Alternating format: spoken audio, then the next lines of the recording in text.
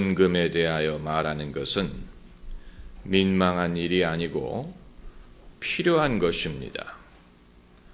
헌금이 예배의 한 부분이라는 사실을 믿는다면 우리가 그것을 민망히 여겨서 무시하거나 쉬쉬할 수 없습니다. 예배에 대하여 우리가 배워야 되는 것처럼 헌금에 대해서도 우리가 배워야 되는데 이것은 성경적인 원리와 또 상식에 기초해서 숨기는 것이 없이 또 정직하게 그렇다고 사람의 눈치를 보지 않고 하나님의 말씀에 기초해서 가르치고 또 배워야 됩니다. 헌금을 수령하는 사람에게 하나님이 주시는 책임이 더 큽니다. 당연하지요. 하나님에게 드리는 헌금을 하나님의 이름으로 수령하는 사람이니까 얼마나 많은 책임이 따르고 성실함, 정직함이 요구되겠습니까? 그건 당연한 것이고 상식적인 것입니다. 여러분, 헌금은 사람에게 드리는 것도 아니고 또 교회에 드리는 것도 아니고 하나님에게 드리는 것입니다. 하나님 때문에 교회에 드리든 목회자에게 바치든 하나님 때문에 드리는 것입니다. 그런데 그렇다고 해서 하나님이 우리의 헌금을 필요로 하시느냐? 그건 아닙니다. 하나님이 예산이 부족해서 우리에게 SOS를 치시는 게 아니고 우리가 자금을 조달해 드리는 게 아닙니다. 하나님은 우리의 돈을 필요로 하시지 않습니다. 그럼에도 불구하고 하나님은 우리의 헌금을 명하십니다. 그게 이제 우리가 지혜가 필요한 부분입니다. 하나님이 우리의 헌금을 필요로 하시지 않지만 그럼에도 우리의 헌금을 명하십니다. 구약 성경을 보면 하나님 앞에 나올 때 빈손으로 나오지 말라 이렇게 말씀하셨지요. 예루살렘 성전에 제사를 드리려 가는 사람은 자기가 감당할 수 있다면 소를 바치는 사람도 있고 그렇지 못하는 사람은 양을 바치든 그것마저 안 되는 사람은 비둘기라도 하나님께 바쳐야 됩니다. 자기가 가난하고 구차하다고 빈손으로 나올 수 있는 것은 아니었습니다. 그걸 성경이 보여주고 있는데 이 헌금을 우리가 하나님께 헌금을 드린다고 해서 하나님께 송금을 해드리는 게 아닙니다. 하늘나라에 구자가 있어서 우리가 하나님의 구자로 이체하는 게 아닙니다. 돈이 하늘로 올라가지 않습니다. 우리가 하나님께 드리지만 그 돈이 하늘로 올라가는 게 아니고 우리가 드리는 모든 헌금은 땅에서 사용됩니다. 땅에서 사용됩니다. 다만 이 땅에서 하나님의 일을 위하여 사용이 됩니다. 그러면 하나님의 일이란 무엇이냐? 그건 별개의 문제입니다. 우리가 하나님의 일을 위하여 하나님께 헌금을 드린 것이 이 땅에서 사용된다는 것을 아는 것과 그럼 하나님의 일은 무엇이냐? 어떤 것을 정당하게 하나님의 일이라고 정의할 수 있느냐? 그건 별개의 문제인데 중요한 일이지요. 어떤 이들은 가난한 사람을 돕고 구제하는 것만이 하나님의 일이다라고 주장을 하는 경우가 있는데 그건 교회 사역을 모르는 사람이기 때문입니다. 교회의 사역은 그 범위가 넓습니다. 교회의 사역은 구제와 봉사를 포함하지만 그것만을 포함하는 것이 아닙니다. 그 이외에도 많은 어떻게 보면 더 핵심적인 사역이 있습니다. 예수께서 이 땅에 계셨을 때 예수님의 사역을 자기 재물로 돕는 여성들이 있었다라고 했습니다. 성경은 그들의 이름을 열거하고 있는데 그들이 자기의 재물로 예수님과 제자들을 섬겼다라고 성경이 기록을 하고 있습니다. 이건 우리가 그 필요성을 얼마든지 납득할 수 있는 일입니다. 예수님이 사역을 하실 때 아무리 2000년 전이고 아무리 가장 기본적인 방법으로 사역을 한다고 하더라도 비용이 들지 않았겠습니까? 비용이 들지요.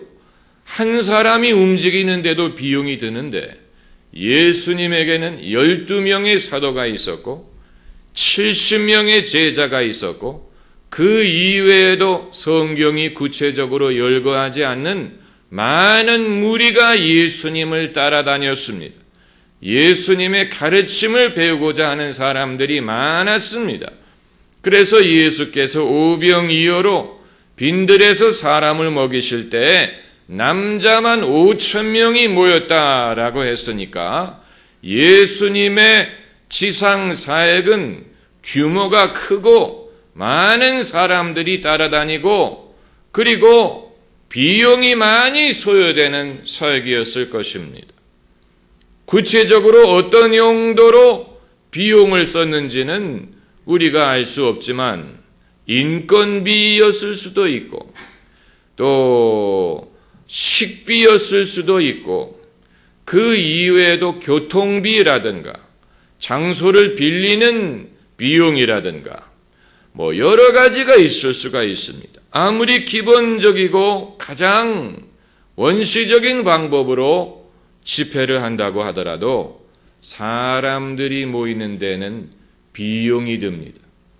옛날에 이 의병을 모집한다거나 독립운동을 할 때 제일 필요했던 것이 사람이고 그 다음이 자금입니다.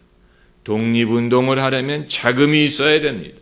의병을 모집하려면 자금이 있어야 그들을 먹이고 그들에게 장비를 제공하고 이렇게 할 수가 있는 것처럼 예수님의 사역에 왜 비용이 들지 않았겠습니까? 그리고 그 비용을 헌금으로 조달하는 것은 지극히 당연한 일입니다. 예수님의 제자 중에 돈꾀를 맡고 있었던 사람이 누굽니까? 가룟 유다. 가룟 유다가 이 헌금 수령하는 일과 그것을 간수하는 일, 지출하는 일을 맡았다는 얘기인데 그가 몰래 돈을 훔쳤다라고 했지요. 그러니까 예수님의 제자 중에도 횡령하는 사람이 있었다는 얘기입니다. 예수님의 사역에도 횡령이 일어나고 있었어. 사람이 모이는 곳, 돈이 모이는 곳에는 그런 식으로 시험을 받는 사람이 있습니다. 예수님의 일행 중에도 그런 사람이 있었습니다. 그렇기 때문에 그러한 위험과 시험을 우리가 늘 유념해 두고 교회 제도라든가 또 이런 모든 이 방법, 헌금을 지출하고 또 그것을 감독하고 이런 모든 일이 그러한 위험을 막고 최소화할 수 있는 방법으로 이루어져야 된다는 것은 지극히 당연한 것입니다. 당연한 것입니다. 그런데 가룟 유다가 사람들이 예수님께 드린 헌금을 일부를 횡령했다고 해서 그 사람들의 헌금이 헛된 헌금이 되느냐? 그건 아닙니다. 그건 별개의 문제입니다. 사람들이 좋은 뜻으로 믿음으로 헌금을 했는데 그 중에 일부가 나쁜 사람에 의해서 헛되이 용도가 다른 쪽으로 돈이 나갔다고 해서 그 헌금이 헛된 헌금이 되고 그 믿음이 헛된 믿음이 되느냐? 그건 아닙니다. 그건 아닙니다. 하나님께 드린 헌금에 대한 하나님의 축복은 여전히 유효하다는 그걸 믿어야 됩니다. 예루살렘 성전이 예수님이 들어가 보니까 예루살렘 성전에 누가 있었습니까? 돈 바꾸는 자들과 양과 염소 파는 자들이 예루살렘 성전에 있었어요. 그래서 그들이 예루살렘 성전을 사람들이 기도하는 집이 아닌 무엇을 만들었다고 했습니까? 강도의 굴혈을 만들었습니다. 그러나 이런 사람들이 예루살렘 성전을 강도의 굴혈로 만들었다고 해서 예루살렘 성전이 성전이 아닌 게 아닙니다. 예루살렘 성전은 여전히 거룩한 성전입니다.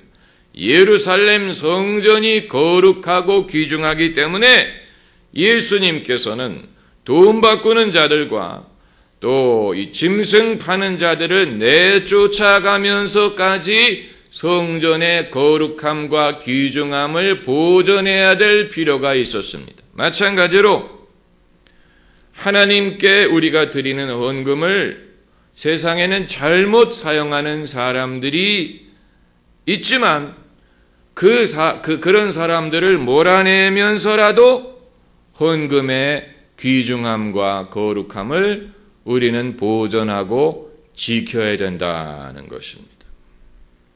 지난주에 이어서 예수께서 사람들이 헌금하는 것을 지켜보셨다라는 사실을 우리가 오늘 본문에서 주목할 필요가 있습니다.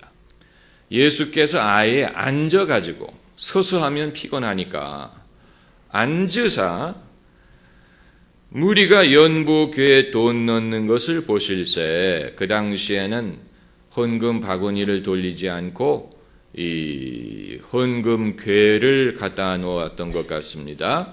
그 이유는 그렇게 함으로써 어느 때든지 헌금을 드릴 수 있게 하기 위한 것이었겠지요.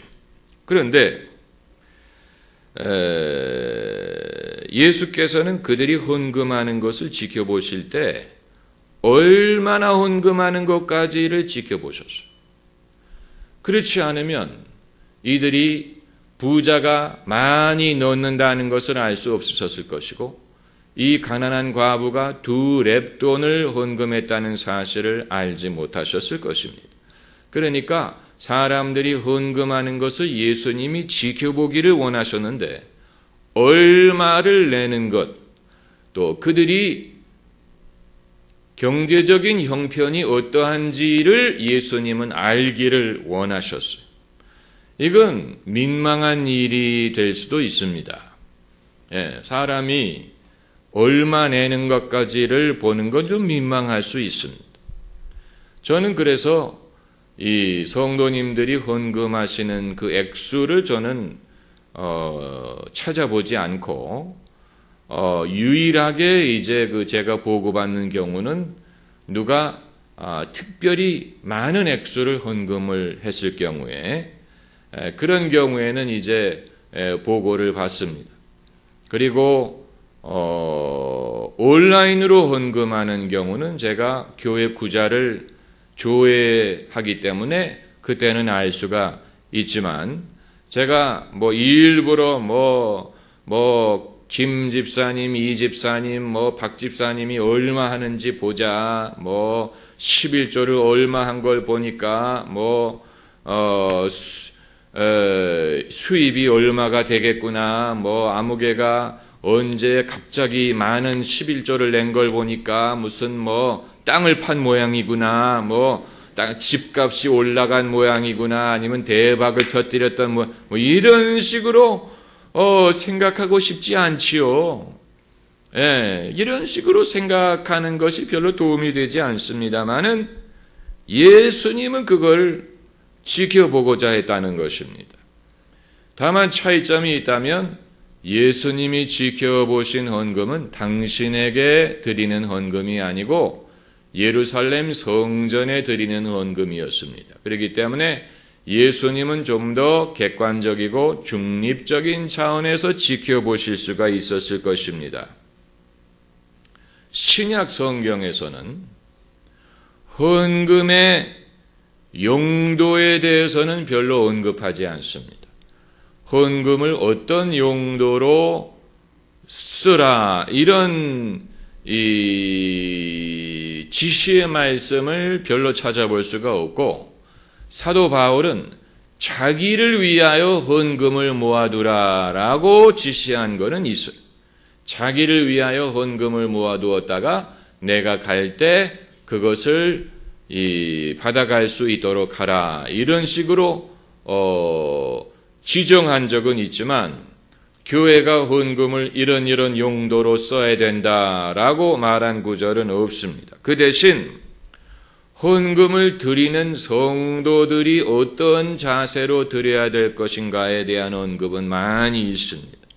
그래서 오늘 본문에서도 예루살렘 성전의 제사장들이 이 헌금으로 어떤 용도로 써야 되느냐에 대한 말씀은 없지만 헌금을 드리는 사람들의 모습에 대해서는 말을 하고 있는, 그게 오늘 본문의 내용입니다.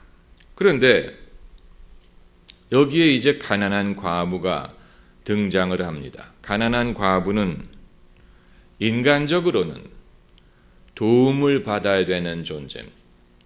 가난하고 가엾고 불쌍하고, 그렇기 때문에 인간적으로는 도움을 받아야 될 존재입니다. 그러나 그건 인간적으로 생각했을 때의 얘기고, 하나님의 나라에서는 지극히 가난한 사람도 하나님의 나라에서는 뭔가를 기증하고 기부하고 기여할 수가 있습니다. 그게 아주 중요한 원리입니다. 하나님의 나라에서는 어느 누구도 남의 도움을 받아야만 되는 그런 입장에 있는 게 아니고, 적어도 하나님의 백성이라면 부하든 가난하든 남자든 여자든 재능이 많든 적든 간에 모든 하나님의 백성은 하나님의 나라에서는 뭔가 자기가 기여할 바가 있습니다. 만일 그것을 믿지 않는다면 그 사람은 믿음이 없는 것이고 또 자기 자신을 멸시하는 것입니다.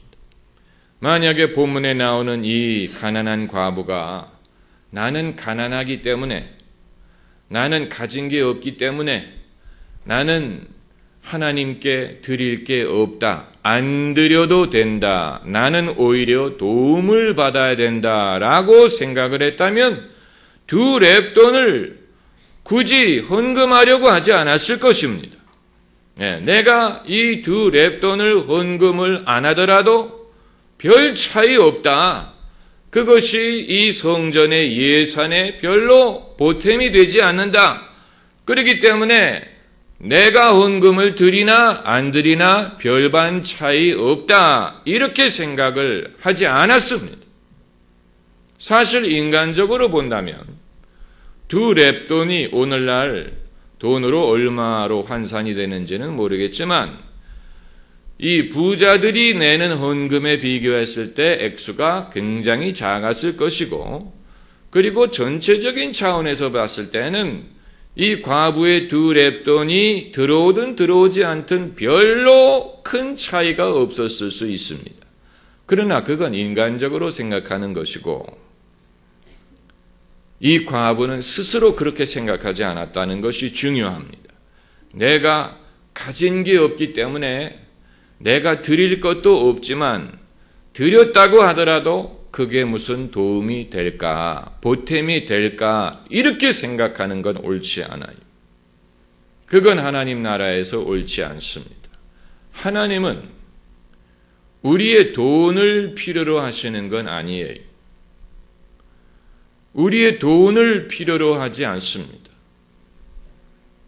우리의 믿음을 필요로 하시고 우리의 사랑과 예배를 필요로 하실 수는 있지만 우리의 돈을 필요로 하시는 건 아닙니다.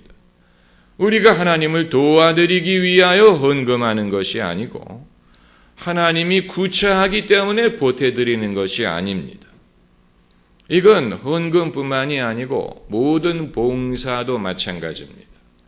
우리는 세상적으로는, 세상은 노래든 음악이든 무슨 연예든 연극이든 미술이든 간에 세상은 잘하는 사람을 찾고 잘하는 사람을 대우하지요. 그게 이제 교회 안에서도 영향을 주어서 교회 음악을 하든 교회 행사를 할 때 가급적이면 잘하는 사람을 우리가 더 좋아합니다. 노래를 부르든 연주를 하든 성경을 가르치든 설교를 하든 가급적이면 잘하는 사람이 못하는 사람보다는 낫지요.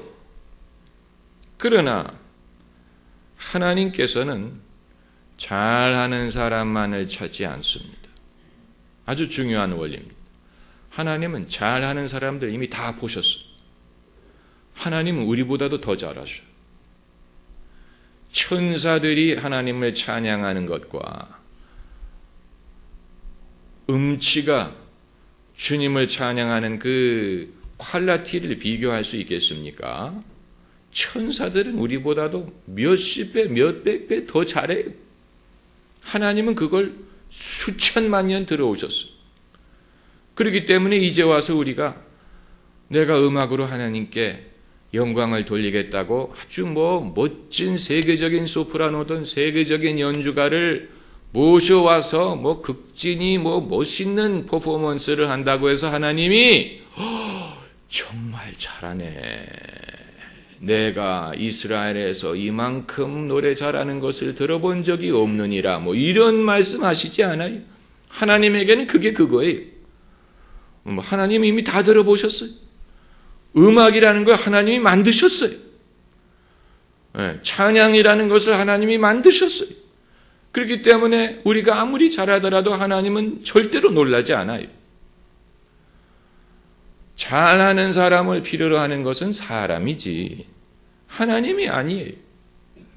오히려 잘 못하는 사람이 그럼에도 불구하고 하나님을 예배하기 위하여 찬양을 드릴 때 오히려 이 과부가 가난한 가운데에서도 2렙돈을 하나님께 드린 것처럼 하나님은 이 과부가 다른 사람보다 더 많이 헌금하였느니라 말씀하신 것처럼 잘 못하는 사람이 재능이 부족한 사람이 힘쓰고 애써서 하나님을 섬기는 것에 대하여 하나님께서 이 사람이 재능이 많은 다른 사람보다도 더 많이 섬겼도다 이렇게 말씀하실 거예요. 재능 많은 사람, 노래도 잘하고 연기도 잘하고 말도 잘하고 뭐도 잘하고 이런 사람이 그 풍성한 재능을 가지고 하나님께 하는 것은 부자들이 풍성한 가운데 많은 헌금을 하는 것과도 비슷하겠지만 그러나 자기가 할 수 있는 것이 별로 없음에도 불구하고 하나님께 빈손으로 나오지 않고 나는 할 수 있는 게 없기 때문에 잘하는 사람들 보고 하라고 해라. 내가 한들 더 그게 보태는 것이 있으랴 이렇게 생각하지 않고 적어도 하나님의 나라에서는 내가 할 수 있는 일이 있다. 하나님의 나라에서는 우리가 받기만 하는 게 아니고 도움을 받고 사랑을 받고 관심을 받고 또 은혜를 받고 하나님의 나라에서는 그냥 나는 가진 게 없고 나는 구차하기 때문에 나는 늘 받아야 된다라고 생각하는 게 아니고 내가 하나님의 나라요 하나님의 은혜를 받은 입장에서 작은 것이라도 내가 뭔가 기여할 수 있다. 기여하고자 한다. 그걸 주님께서는 기뻐하시는 것입니다. 그걸 주님이 예수님이 그걸 지금 말씀하고 계시는 거예요. 그래서 예수님께서 지켜보시는 거예요. 사람들이 무엇을 드리는지, 얼마를 드리는지, 그 사람의 형편이 어떠한지를 주님이 지켜보시면서 상대적으로 가진 것이 없는 사람이라고 안 드려도 되는 게 아니고 상대적으로 가진 것이 없는 사람이 오히려 더 어려운 가운데서 드리는 것을 예수님께서는 더 귀중하게 보시고 더 많이 드렸다라고 말씀하시는 것입니다. 할렐루야. 기도하십시다.